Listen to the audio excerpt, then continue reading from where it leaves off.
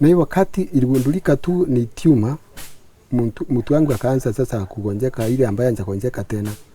Yaani hiyo headache sasa imefika kiwango kingine. Hii hata si headache.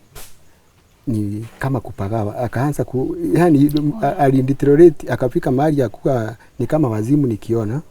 Ukisema na BF ni unamaanisha alikuwa akifanya vitu kama zipi? Vitu hata karibu atoe nguo. Sasa watu stories zikaanza hata kwa our family itself, family members, ikasemekana huyu mama bwana yake ndiye amempea depression.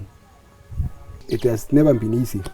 Nilikuwa na workshop that time, hiyo ili collapse, hata tuzi zingine nikauza. Yaani nilikuwa nauza anything ambayo naangalia hata kama ni furniture kwa nyumba natoa.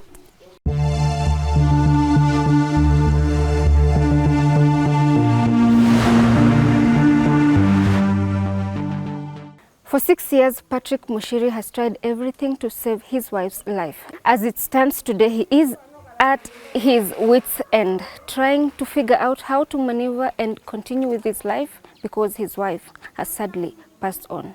Welcome to today's episode of My Story. My name is Yvonne. So, tuambie majina yako na kule umetoka na huku ni wapi? Kwa majina naitwa Patrick Muchiri. Hapa ni kwetu home, village inaitwa Muiko. Magumoni Ward. Na tuko hapa kwa sababu ya msiba ambao umekupata recently wa mke wako. Tunaomba tuanze pale mwanzo kabisa, mlipatana vipi before haya magonjwa ya kuja na yasambaratisha familia? Mlipatana wapi? Alikuwa akifanya kazi wapi? Mmejaliwa watoto wangapi na maisha yalikuwa vipi? Tulipatana na my wife akiwa shule. Alikuwa student. So katika ile hali yetu ya mapenzi akapata mimba na tukatengeneza family. Hiyo ni miaka kitu dhati yangu. Na pamoja mkapata watoto wangapi wengine? Wote niko na 4 daughters. Okay. Kulikuwa na second born alikuwa boy, lakini alipass, that was 1998. So yeye alikuwa second born. Toka hapa wengine wakakunjwa wasichana. So wote ni waina. Okay. Na wakati mlipatana maisha ilikuwa vipi? Mko mnaishi wapi na mko mnaishi familia? Mimi nilikuwa nimerent town. Nilikuwa naishi town nikiwa na hustle. Mimi ni fundi natengeneza furniture. Nilikuwa nimeandikwa kwa workshop ya mtu fulani hapo. So vile tulipatana, wanjua sasa hakuwa na job yote juu alikuwa student. Kwa hivyo hakuwa na job hapo nyuma. Mtoto akakunja akakuwa tu housewife hapo kwa nyumba. Ikakuwa normal hustling life until tukafika mahali hata yeye ndio alikuwa conscious na mambo na kujitafutia. So hata yeye alikuwa anachomoka anaenda vibarua zake. Ene kaenda ukibarua. Unajua town lazima at least kitu kidogo hapa na kitu kidogo tulete pamoja. Until ilifika mahali hata yeye akaweka job ya kukalisha watoto hapo kwa nyumba. Kama daycare. Kama daycare. Na ikapanuka hata wakakuwa wengi kwa nyumba, ikabidi rent mahali fulani hapo aifanye sasa ni kama kandiki ya kenyewe. Kalikunja tu kuzimwa na haya mambo ya magonjwa. Ndio sasa akiwa mgonjwa watoto hawezi kalisha watoto na hawezi tumana hiyo. Hakuna watu reliable wa kuachia watoto wenyewe. So ilibidi aambie wenyewe wachukue watoto wao ashughulike na mambo ya hospitali sasa. So kuanzia that time haikulisumu hiyo shule. Ikaisha. Sasa mimi nikaachwa tu na shughulika na kila kitu. Okay. Wakati unasema magonjwa, kulikuwa na symptoms gani alianza kuonyesha wakati ugonjwa ilianza kumaffect? Hiyo ugonjwa ilianza kimchezo, but mimi katika mafikira yangu siku anticipate inaweza kuwa kitu kubwa. Ndio nilikuwa naichukua tu casually. Ndio alianza tu mambo na kuuma na kichwa. Akienda kulala usiku ni penikira. Lakini mimi nilikuwa nafikiria nibidi nashinda na mambo na watoto. Unajua mambo ni mingi. Kutoka asubuhi mpaka jioni kuna mambo mingi. Kupigiwa makelele na watoto, huyu sijui nini. Hiyo mambo ya watoto wakiwa wengi ni tafu niende hiki. kumbalance hao watoto, na huyu akona mambo yake, huyu mtoto akona mambo yake, na wote hawafikiri kitu kimoja, so ni hectic. So nilikuwa nafikiria hiyo headache ni hiyo mambo, lakini ikateki too long. Kaenda hospitali, wakienda hospitali wanatritiwa tu magonjwa nomo tu ya headache. Headache inaweza letwa mimbi na malaria, unakuta sasa prescribe mambo na malaria, ndawa za malaria. After hiyo nini ya vitu kama miezi 2 hivi, kununua mandawa na chemist sijui nini. Daktari mmoja akanishauri, akaniambia hii headache fanya hivi, tutashughulika na mandawa tena, enda apigwe CT scan. Kwa hiyo hospitali hakukuwa na mambo na hizo mitambo. So tukampeleka Meru teaching and referral, akachukuliwa CT scan. Hiyo CT scan kuenda kusomwa, ikasemekana kuna tumor rongiruthi, kitu kama hiyo. Ilikuwa ambeti tricky juu kulikunja ukatokea mgomo wa madaktari wakati ninashughulika na hiyo issue. Na hiyo wakati iligundulika tu ni tumor, mtu wangu akaanza sasa kugonjeka, ile ambaye anagonjeka tena. Yaani hiyo headache sasa imefika kiwango kingine. Hii hata si headache, ni kama kupagawa. Akaanza yani alideteriorate, akafika mahali ya kuwa ni kama wazimu nikiona. Ukisema na BF ni unamaanisha alikuwa akifanya vitu kama zipi? Vitu hata karibu atoe nguo. Hiyo ilitusumbua hata sisi kama kila mtu ni kama alipagawa kwa nyumba. Juu sasa hao ndio hata mimi nilikuwa nashindwa sasa. Unaweza kuwa nje na bibi na mwenda wazimu. Sasa watu stories zikaanza. Tumerogwa. Hata nikaanza kutafutiwa nini nilifanya mpaka tukarogwa. Ni laana, watu walikuwa na mambo mingi. Na before that, kuanzwa hivyo, ilitokea story hata kwa our family itself, family members, sitatanja ni family gani. Ikasemekana huyu mama bwana yake ndiye amempea depression. Bwana yake alimtesa.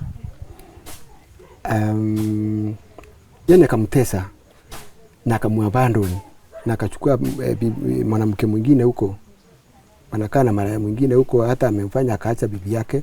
Bibi yake amefikiria mpaka kichwa ikaruka. Hizo stories zote nazisikia. Na ninajua huyu mwenye kuongea hiyo story ni fulani na fulani na fulani na kuisambaza everywhere. So it was tough.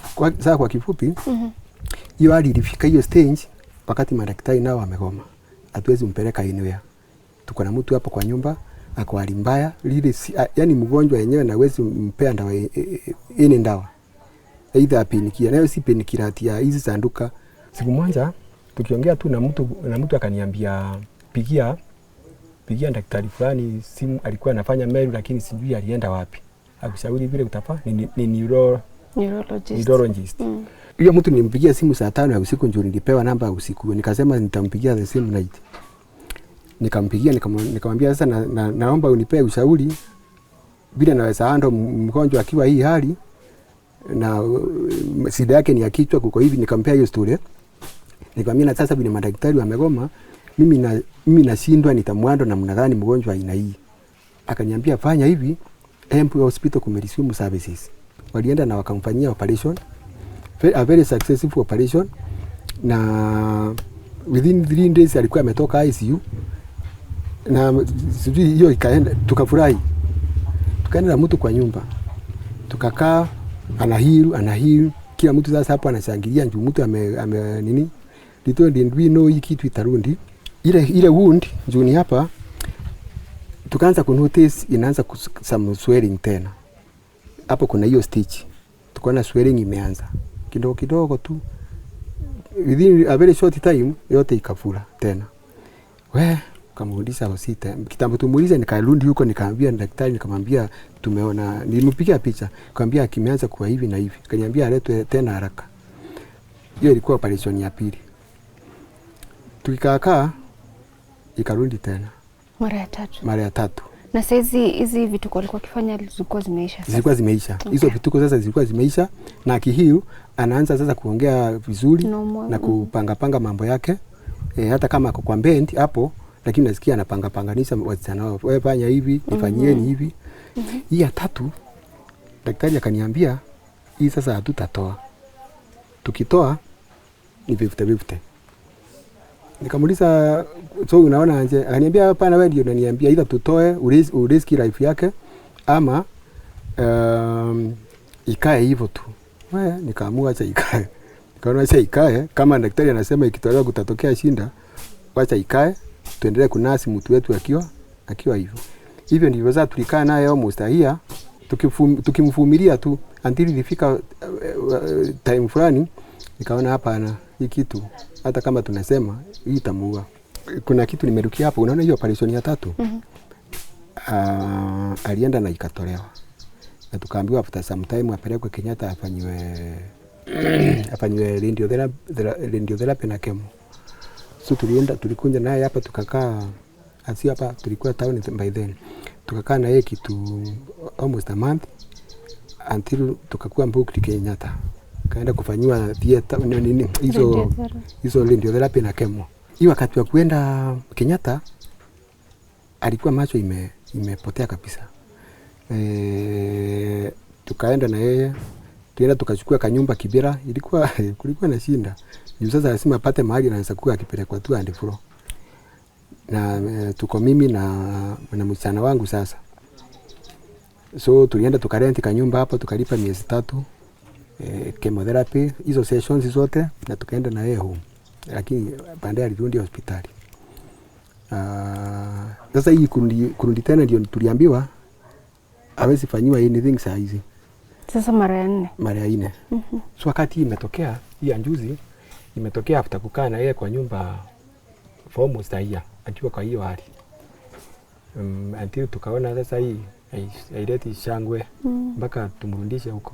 Hii ndio imekuwa the most successful. Unaona hizo zingine 3 alikuwa akitoka theater anakaa ICU for many days kitambo atoke. Lakini hii hata sijui kama alimaliza 1 day. Ilikuwa very successful. Na hata akalisimu kuongea kuliko hizo zingine zote. Wakati after kutoka theater nikawapostia akiwa na sahani ya mchele, hizo fundi ya hospitali akiwa nikamchukua na video akiwa nakula. Na ingine nikamchukua akiimba. My daughter alikuwa anamwekea simu hapo, ikiwa na wimbo anaimba hapo, unaona vile after operation sasa. So mpaka sijui hii kitu ilikunja mara moja ghafla. Hii sasa ambayo ilimumaliza ni kama ilikunja ghafla, ilikunja wakati nimesema hata akakuwa discharged. In fact alikuwa discharged kwa sababu alikuwa ameona ako sawa. Sasa wakati nikipanga sasa vile mtu litamuendea, the following day sasa hali ikarudi. Hiyo hali vile ilirudi forcefully, ndio ilimumaliza. Ndio hiyo kitu badala ya kupona ikaleta tena, kukaanza complications zingine, hata kufura tumbo. Yaani mambo ilijipanga hapo haraka. Pole sana. So kwa saizi bado mko katika harakati ya kupanga mazishi? Saizi tuko katika hali ya kupanga mazishi. So watoto wanahandle je situation? Watoto imekuwa tough, especially my daughter. Yule alikuwa anamkalisha huko. Kuna my daughter huwa amekuwa akimkalisha for all those 6 years wakati akiwa kwa hospital. Amepitia mambo mingi na yeye. Kuchange diapers, ni alikuwa anafanya hiyo kazi. Hizo vitu ndate. Hiyo alikuwa most devastated. Juu mama yao alindai akiwa kwa mikono yake sasa hiyo siku. Na kwake ilikuwa devastating. Juu alikuwa hata yeye ameona mama yake sasa amekuwa sawa. Na hata alikuwa ana transmit hizo mapicha kwangu. Vile mambo ina develop nikiwa town na yeye akiwa anamkalisha huko. So ananiambia hebu sikia wimbo, sababu pia ameanza kuimba, ananirushia. Haya, na mimi namjibu na kuambia wow, hii ni new development. Hiyo siku ambayo mama yao alikufa, nilimpigia simu nikamwambia sitameki kunja asubuhi vile ninakujanga every morning. Nataka kubaki kiasi nipanganisha mambo 2-3 huku, wanjua nikupanga mambo na pesa njuu. Sasa akichanjiwa lazima tunjipange ni wapi pesa itatoka, si ndio? So nikampigia simu nikamwambia sitamiki kunja saa hii asubuhi, nitakunja saa 7. Hiyo ilikuwa asubuhi. Ikifika saa 4 hapo nikaona simu ya msichana tena. Sasa vile nilienda kuipick, sio yeye alinipigia, ni neighbor hapo kwa bendi ya house, neighbor kitanda hapo. Akaniambia yule ndota anasema unjaribu kunje spindi. Nikamuuliza kwani ameanza kunini tena, hali imeanza kubadilika tena. Sasa katika akipiga simu nasikia hapo kando Mandota analia akiwa hapo kando. So nikamuuliza kwani kukuanza, akaniambia fanya hivi ukunje, mambo si mazuri. Akaniambia ameenda. So kwangu nikashindwa hii ni prank ama ni huyu msichana ni anjui kile anaongea. Mimi nikaingia kwa maguo. Si tukaenda hapo tukakuta ndio hivyo. Sasa huyu msichana ndio alikuwa so affected juu mambo ilitokea akiwa hapo na akiwa akiona. Na akahakikisha kweli mama yao ameenda na ameenda. So vile alikuwa na hopes mingi ilikatika mara moja ghafla. So hiyo nilikuwa na hard time na lakini yeye alipiki haraka. Huyu mwingine naye ako chuo, hata yeye alipata habari akaabsorb, wako hata kama wako katika hiyo hali ya maombolezo, lakini at least tunaona mundi zimeanza. Alafu saa hizi nikitoka hapa nataka kuendea huyo mwingine ako Chukangaos. Huyo ni msichana wa mwisho ako form 2. Huyo ana habari, kuna kitu anajua huyo. Mwalimu ameniambia atamfanyia counseling hapo kiasi kitambo tukunje hivi akuwa amekuwa psychologically prepared. So hao anajua, hao wako sawa. Kitambo tukua tunagundua, tuna anticipate kuwe cancer. Juu wakati alienda akafanywa the first surgery na the tumor ikakuwa removed, at no time tulikuwa tumesikia tunafikiria ni cancer or something, until wakati tulienda for radio na chemo Kenyatta.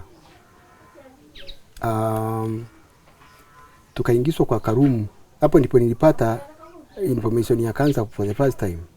Juu kaenda hapo wakaanza mambo na counseling. Kitambo mbuliki aseme ni cancer. Juu ukisikia the word cancer, kila mtu ni kama kusikia HIV hints. Ukisikia tu ni kama kuna death warrant. So wakati tulienda hapo wakaanza kutufanyia counseling sessions hapo, tukiwa na bibi yangu hapo, na at the end of the nini wakatuambia ni cancer. Mimi nilisikia kama huyu mtu anjui kile anaongelelea cancer kwa nini, na hii ni mambo na kutolewa kangiruthi tu, cancer nayo inatokelezea wapi. Wakatuambia wakatucancel, wakatupea vitabu zingine hapo za kusoma mambo na cancer sijui na nini. Tukiwa kwa gari mimi nilikuwa naangalia bibi yangu hivi nione kama akona hiyo kitu inamuingia.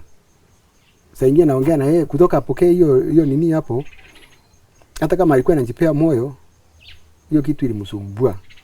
Na wewe kwa sababu unakimbia kila mahali ukimake sure kila mtu ako sawa. Wewe kwa aje? Mimi kwangu ni ngumu, ni vile siwezi waonyesha. Unajua ni wasichana. Siwezi kulia wakilia. Na siwezi hata nikiwa na katika hiyo hali ya uzito ama kulemewa, juu saa nyingine inakuwa so heavy, hata na kama hiyo siku yenyewe mimi hata ni mwili wangu ulifunjika hata nikashindwa kutembea. Everything yangu ilikuwa dislocated. Hata mawazo, hata kila kitu. Ilimaliza juu nilikuwa na great hopes. Hiyo miaka 6 huyu mwanadamu amekuwa amegonjeka, na vile tumeenda naye step by step, nilikuwa na great hopes atarecover. Hii kitu atarecover. Na hii anjuzi vile amefanywa surgery na ikatokea successful, ikanipea matumaini. So nilikuwa nasema akiheal, nataka sasa niende kwa specialist na wa macho sasa. Ashughulikie hiyo macho na tuone kama itarundi au akipambana na hali akiwa nao anaona. Njoo hiyo blindness amekaa nayo miaka 3. Lakini tulikuwa na matumaini. Hii kitu itaisha. So vile hii mambo imetokea hivi, ni kama imenimaliza juu, imekunjwa wakati nilikuwa na hopes. Lakini ni hivyo tu. So mimi najaribu sasa juu some things lazima zikuwe handled. Siwezi tumana. Kuna mambo zingine mtu hawezi tumana, hawezi delegate kwa anybody. Kama hiyo nasikia sasa kuenda shule kuendea mtoto, siwezi tumana. Mimi niende mwenyewe as per regulations za shule. Na tuketi na yeye hapo, hii mambo ifanyike nikiwa hapo. Na nimrudishe. Na mambo zingine hapa humu unakuta mipangilio mingine hapa, tuko na mama peke yake na muona ni mkongwe. Ni mzee. Na amekuwa msaada mkubwa sana kwa hii issue niko nayo saa hii. Huyu mwanamke nilikuwa nampenda sana. Alinijikasa na kuniambia, mama, usinjali nitapona. Na mimi nikamwambia utapona tu. Wakati ule alikuwa akitunza hao watoto sana. Sana. Mimi nakwambia ukweli. Na hata kuwapenda pamoja na baba yao. Na mimi nikawapenda wote. Nikawasaidia lakini nikashindwa tu. Sasa nilikuja naye hapa. Tukakaa naye hapa. Tukalala kitanda kimoja kwa sababu hakuwako na nyumba. Sasa nilikuwa nikifikiria sana. Nikisema nimelemewa, huyu naye atalemewa zaidi. Nikamwambia, hebu nitunje hawa kwa viazi, kwa chakula, kwa sabuni na kila kitu, nawe uwe ukinitafutia pesa ya dawa. Hivyo ndivyo tulikuwa. Katafuta, nikampiga simu, imebaki dawa pakiti moja, na hiyo pakiti ikimalizika mbele, yeye anapanic. Alikuwa msisana huyu alikuwa anapenda watoto wake, familia yake. Sasa tulisemesana naye, watoto wakimaliza shule watakuja wanjenge. Sasa walilemewa kunjenga kwa sababu ya watoto wasome. Sasa aliaga namna hiyo tu. Tulikuwa na accumulation ya ndeni ya nyumba ya rent. So bila tulikaa tukakaa for a very long time bila kulipa. Mwenyewe akatuvumilia. Kulikuwa na accumulation ya more than 30,000 rent. Ilikuwa imenipea stress. Ni wapi naweza pata pesa hata kama ni quarter kidogo niwe nikimlipa, lakini sasa everything iko concentrated kwa hospitali. Everything tukipata inaenda huko. Saa nyingine hata kula ilikuwa tunajinyima mambo na kula ili ndawa sipatikane juu mambo zingine wewe. So ilifika mahali Randy ndio akakuwa fend up na sisi. Siku moja aliniuliza hivi, na immediately tumetoka Kenyatta. Akaniambia ni sawa najua kuna mgonjwa, lakini najua mimi atikutengeneza manyumba yangu ikuwe singine rent close or something. Sikubukangi alitamka vitu kama hizo. Na mimi ujue sasa hizi nyumba nimetengeneza niwe nikipata sikuweza kuagi na yeye. So tukapewa siku kidogo sana ya kuhama. Mgonjwa sasa anaendelea mgonjwa inaendelea kuwa hivi. Mimi sikuwa nimejenga humu kwetu hapa sasa. Sote tulihamia town juu hii shamba ilikuwa na kesi au mababa zetu walikuwa wanangangania hii shamba. So kesi ilikuwa kotini. Atungepata mahali ya kujenga huku hivi, unaona sasa tumeanza kujenga atungepata nafasi. Juu ukifikiria ujenge pale ni kwa huyu. Ukifikiria ujenge huku lazima kesi kwanza iamliwe. So kwa kifupi sisi sote tulikuwa tunaishi town for years. Hawa watoto wangu wote nimewazalia town. Na wamesomea town. Siku anticipate kunaweza tokea kitu tuanze kuenda nyumbani hivi. Mimi nilikuwa na haso, tunalipa rent na wasomesha wanakula. So nilikuwa hata kama kulikuwa na challenges nilikuwa naona there is no need for panic ya anything. Lakini vile sasa tuliambiwa mimi nyumba yangu kalikuwa pale kandogo, hata nilikuwa nimeambia mama awe akiishi hapo. Lakini sasa tumepewa within a few days tu tumetoka. Na tuna pesa ya kwenda kurenti kwingineko. Unajua tunaweza enda kwa landlord mwingine anihurumie, nimwambie sasa tuingie huku, lakini nikiwa na pesa. Ama nimwambie shika nusu. Sasa hiyo sina hata ya kula. So amri imetoka. Na tukaambiwa sasa after hizo siku hakutakuwa na any other nini. Kitu ya kwanza nilishukuru Mungu alisale hizo alias. Wa kila kitu na mambo yake.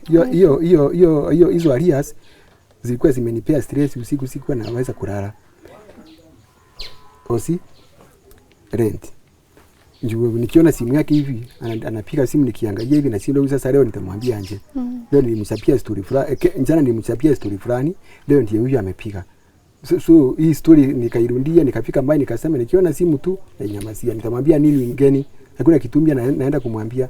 So ilikuwa imenichoma, imeniweka kindonda ingine mbaya. So ndio nasema hata Mungu akona mambo yake njuu. Alisema hata pesa yako sitaki. Bora tu mtoke. Well, that was my toughest period. Lifetime yangu sijawahi kuface kitu ina karibu kichwa iruke. Niwawa ninaenda kuwapeleka wapi? Wajana wote ni mateenager. Hiyo imekuwa tricky kumbalance sasa shule, kumbalance hapa mambo na hospitali na mahitaji mengine ya kawaida. It has never been easy. Nilikuwa na workshop that time. Hiyo ili collapse. Hata tuzi zingine nikauza. Yaani nilikuwa nauza anything ambayo naangalia hata kama ni furniture kwa nyumba natoa. Natafuta mtu nunua iko fitipo. Juu saa hiyo kunatakikana mandawa fulani. Ama issue fulani inaita kama scan. Kunatakikana afanywe scan fulani na sina ndo. Unakuta hata kama ni kabati ilikuwa pale nachukua nauza.